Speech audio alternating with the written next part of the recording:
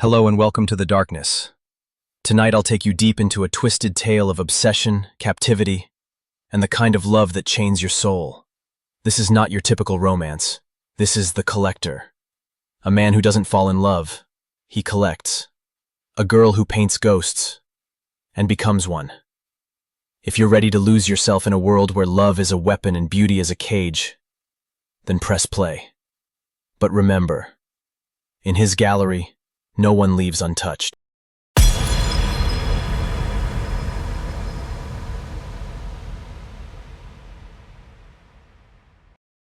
She worked in shadows, painting with broken brushes, her fingers stained in charcoal and red. The world never noticed her, but he did.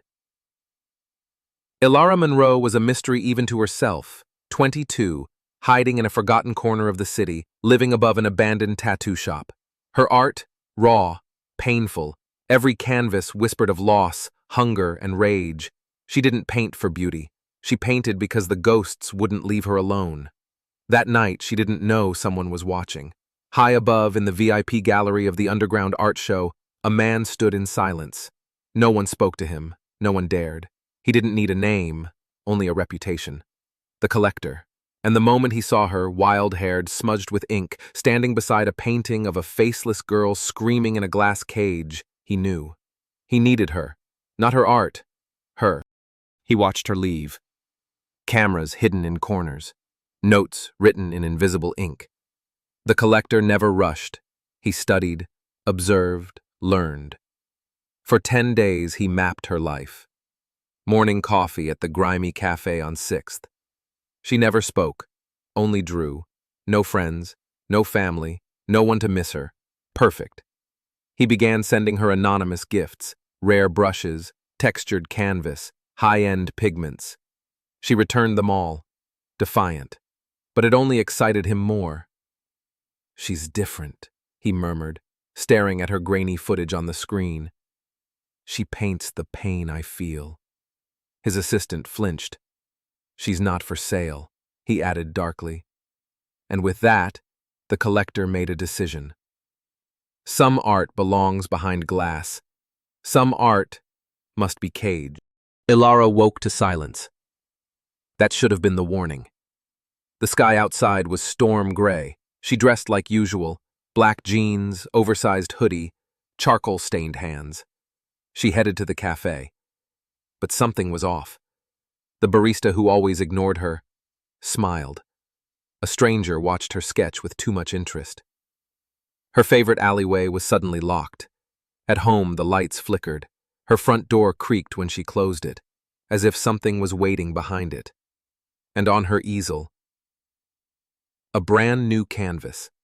She didn't buy it, didn't bring it in. On the edge, in red, "You belong in a frame."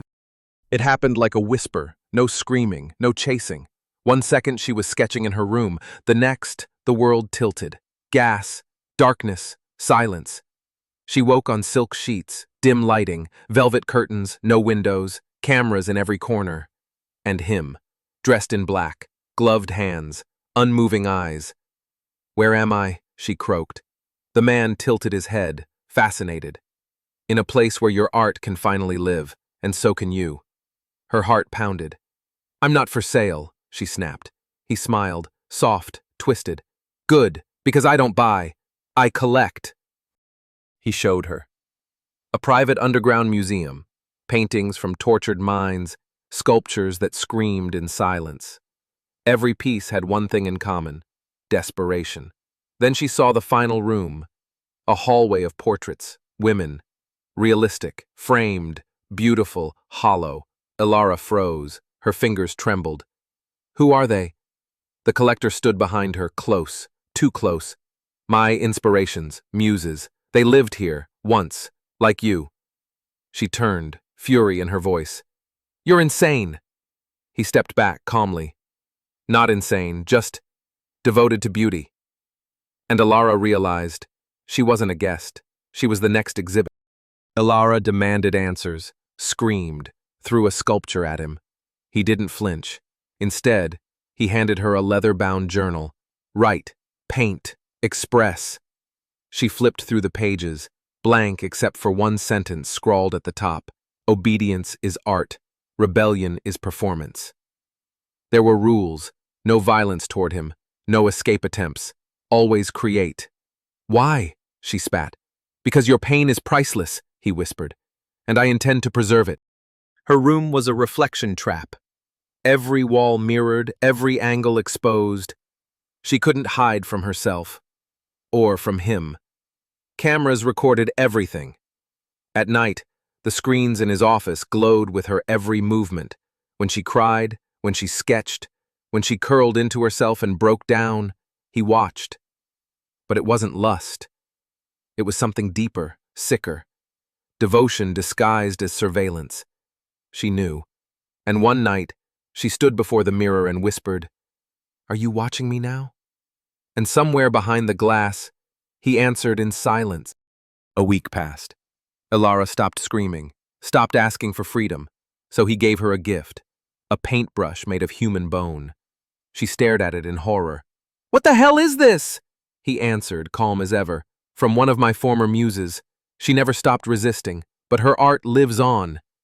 Disgust bloomed in her chest.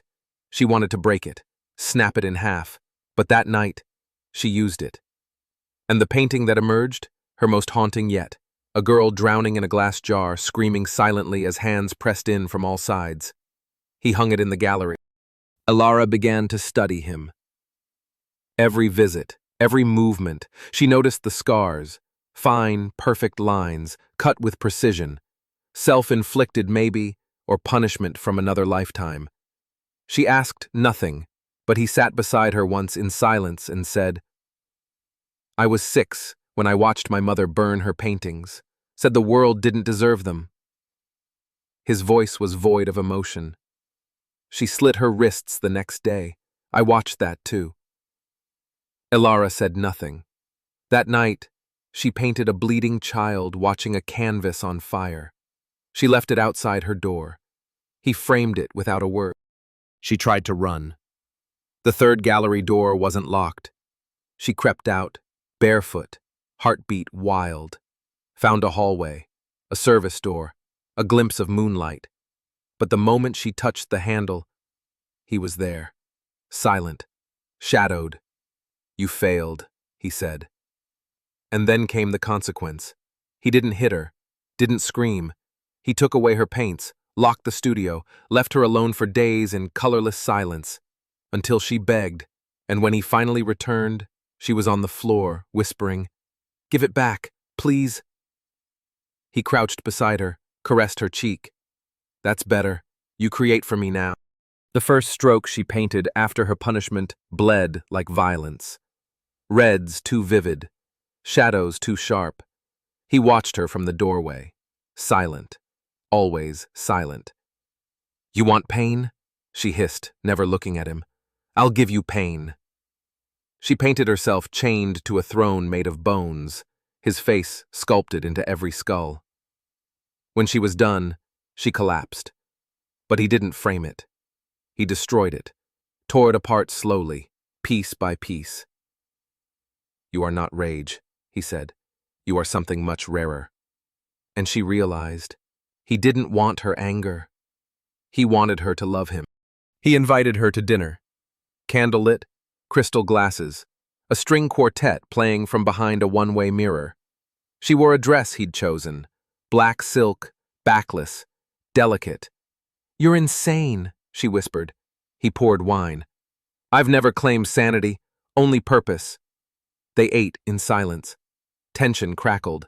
She refused to speak, but her body betrayed her, pupils dilating, breath shaky, heart pounding. He leaned in slowly. "You're beginning to understand." She snapped her gaze to his. "You kidnapped me. And yet you're here, dressed like my muse." She wanted to scream. But her voice, just like her freedom, was slipping away. There was one door she wasn't allowed to open, so naturally she waited until he left. Inside she found sketches, hundreds of them, all of her sleeping, crying, painting, smiling. Years' worth. She stumbled back, horror creeping down her spine. He'd known about her long before the gallery, before the show, before she ever painted pain. He'd chosen her. She wasn't the muse. She was the obsession. Behind her, the door clicked shut, and his voice, low and calm, said, "You were never random, Elara. You were always mine." That night, she refused to speak, so he brought her to the special room, a cold space with white walls and an empty chair. He told her, "You don't have to paint, but I'll show you what silence costs." She didn't know what he injected into her, only that her thoughts blurred, and her emotions flipped inside out. Time slowed, her skin burned, everything felt too much, and when he handed her the brush, she painted, frenzied, weeping, laughing, and when it was over, she collapsed in his arms. He whispered, "You're perfect this way," and she didn't fight it. She hated him, and yet, she waited for his footsteps. The way he watched her, like she was divine, worshipped, possessed. One night she stood too close, let her hand brush his sleeve. He froze. "I know what you're doing," she whispered. "And what am I doing?" "Turning me into one of your pieces." He leaned in, close enough to feel the heat between them. "Not a piece, a masterpiece." Then he kissed her, slow, careful, almost reverent, and instead of biting him, she kissed him back. The kiss changed everything. Elara woke with her body trembling, lips bruised from memories she couldn't silence. Her dreams were no longer filled with escape, with him. She hated herself for it. He didn't speak of the kiss, didn't touch her again, but his silence was louder than anything he could have said. Every glance from him was heavy, waiting, tempting, and one night she stood in front of the mirror and whispered, "I think I want him to touch me again." And that truth shattered her. He was always composed. But she noticed it, the way his breath hitched when she laughed, the way his fingers curled when she touched his wrist during conversation. He wasn't unbreakable. And when she asked softly, "Do you ever get scared?" He paused, looked at her like she was the only real thing in the world. Only of losing something irreplaceable. He didn't say who, he didn't have to. She wasn't the first. That truth came like a slap when she found the hidden sketchbook. Drawings of another woman, different face, same hunger in his lines. He caught her holding it. "She ran," he said, voice hollow. "She thought love meant freedom. She learned it meant chains." Elara stared at him. "What happened to her?" He tilted his head. "Would you like to see?" He led her to a sealed glass box in the depths of the gallery. Inside, her art, her bones, her final scream carved in marble. Elara's knees buckled, and his hand slid around her waist. "You won't run, will you?" She attacked him. Rage, fear, betrayal. She lashed out, fists flying, voice raw. "You are sick!" she screamed. "You kill the ones you love!" He didn't stop her, didn't fight back, only caught her wrists, gently. "I don't kill them," he whispered. "I keep them." She cried until her throat went raw, and when her body gave out from exhaustion, he caught her, held her like something fragile, precious, and she let him. She stopped asking for escape, stopped fighting the cage, because the cage had become something else, something twisted and addictive, a place where she was seen, worshipped, needed. He brought her a new canvas, no chains, no locks. "Paint what you feel," he said softly. She dipped the brush into black and drew a girl on fire, kissing the hand that lit the match. He framed it, hung it above her bed, and whispered, "Now you understand." He unveiled her work, a private show, no audience, just him. Each piece she painted in captivity was framed in gold, lit perfectly. Her agony, her surrender, her madness, on display like divine relics. She walked the gallery barefoot, eyes wide, heart hollow. "They'll never see this," she whispered. "No one will." He stepped behind her, breath against her ear. "They don't deserve to. You belong only to me." She should have hated that, but her pulse fluttered like it was flattered. He gave her a choice, a key, her freedom. No tricks, no threats. He left it on her pillow. "I won't stop you," he said. "If you leave, I'll never look for you again." Didn't sleep that night. Stared at the key until morning light filtered in. And when she found him in the studio the next day, she dropped the key at his feet. "I don't need it," she whispered. His jaw clenched, his eyes burned, and for the first time, he touched her like a man starved, desperate, trembling. That night, he didn't take her. He worshipped her. Everything shifted. She had privileges now. No locks, no cameras. And yet she stayed. Her art grew softer, more intimate. Portraits of him, of them, of hands touching without pain. But there were still shadows. Sometimes she heard him talking to the other portraits, whispering apologies, promises, secrets. One night she stood outside his door, listening to him beg, "Don't leave me again." And she realized he wasn't just obsessed. He was broken. And she was the glue holding him together. She found it hidden in a drawer. A letter addressed to Elara, written before she even arrived. "You don't know me yet, but I've watched you for so long. I know your pain. I know your rhythm. I will give you what no one else can, immortality. You don't have to love me. I will love enough for both of us, until you do." Her hands shook. Not fear, not anger, something else. He'd written this before he had her, before the show, before the abduction. He loved her before he ever touched her, and that terrified her more than anything. She kissed him, not out of pity, not survival, out of something far darker, need. He was gentle, reverent, possessive. And when it was over, she whispered, "I think I'm in love with my captor." He held her face in his hands. "No, my darling," he said with a haunted smile. "You're in love with your reflection. I just built the mirror." And in that moment, she knew she could never leave, not because she couldn't, but because she didn't want to. The silence broke.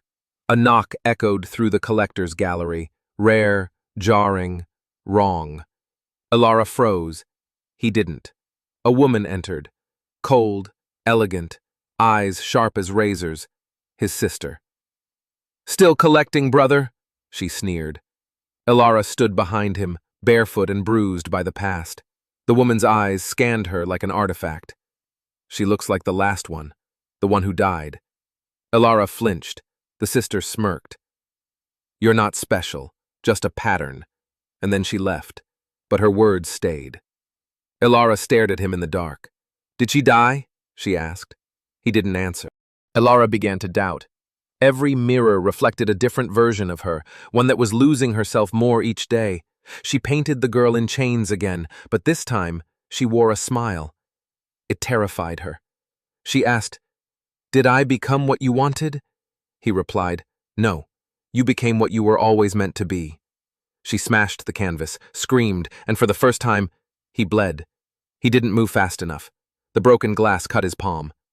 She stared at the blood, red, real, human. He wasn't a god, just a man who didn't know how to let go.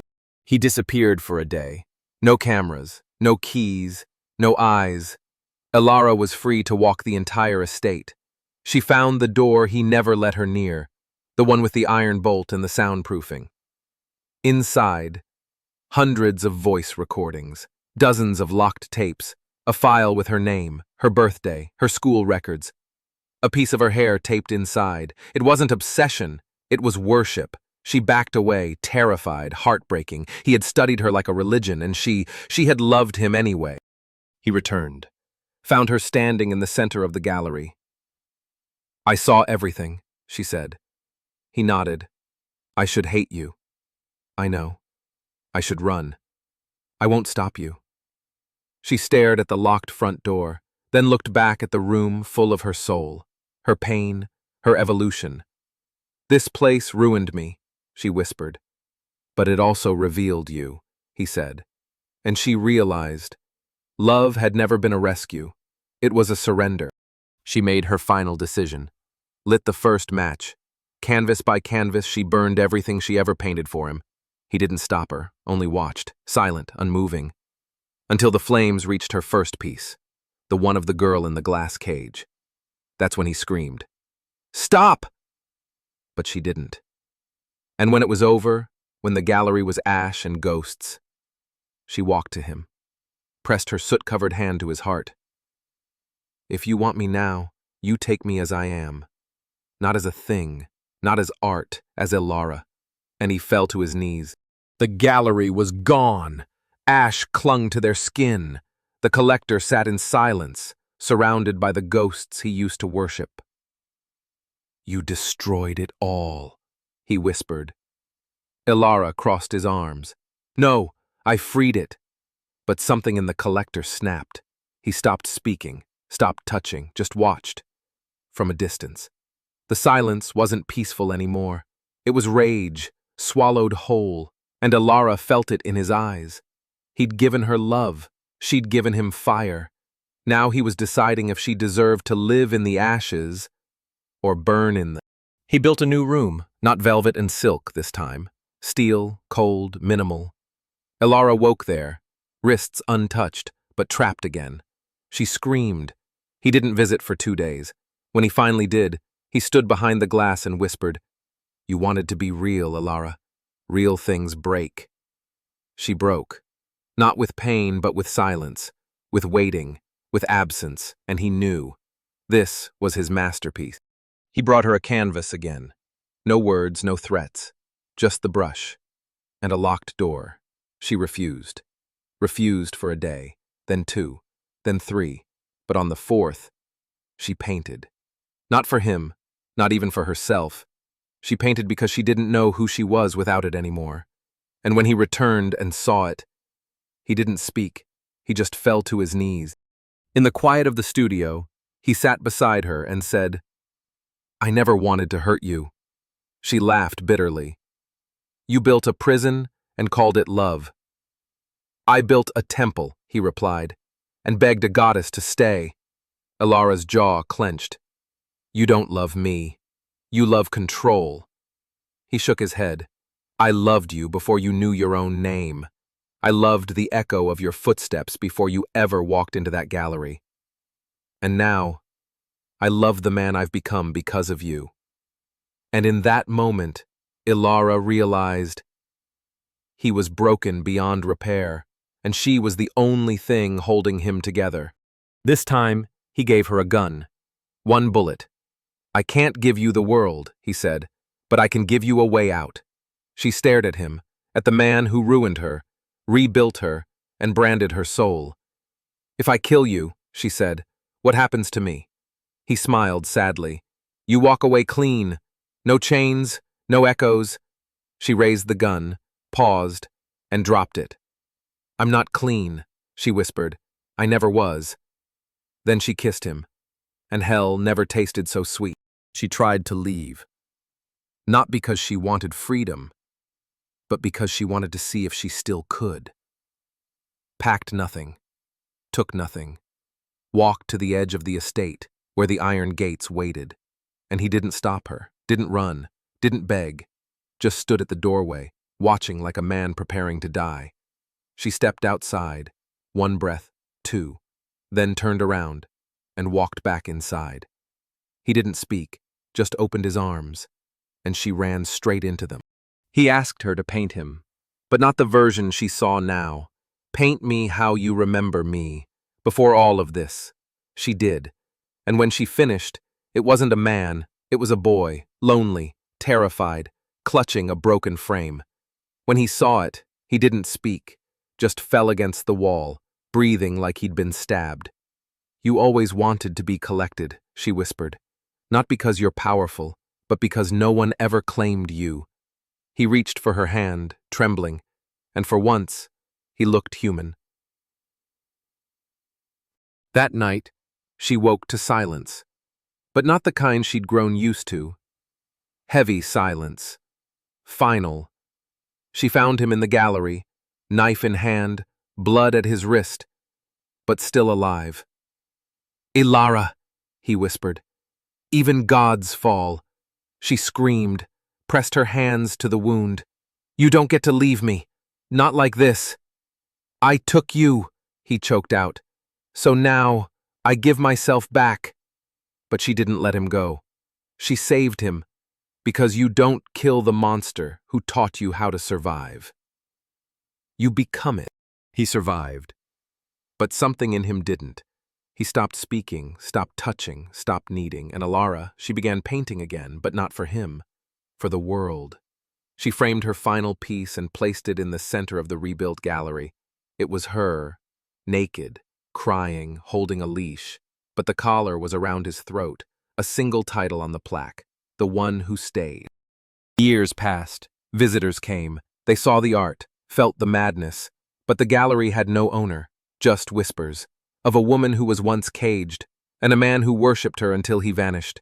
Some say she killed him, others say she became him, but the truth? She still walks the halls, eyes dark, heart colder, and in the final room behind velvet rope there's a sign that reads, "Love is not a feeling, it is a cage you choose to lock from the inside." And beside it, his last portrait, smiling, forever collected. That was The Collector, a story not about love, but about possession. In this gallery, beauty was caged, but sometimes the one who paints the chains wears them too. If this story marked you, don't forget to like, subscribe, and share it with someone who lives for the dark. Until next time, stay obsessed.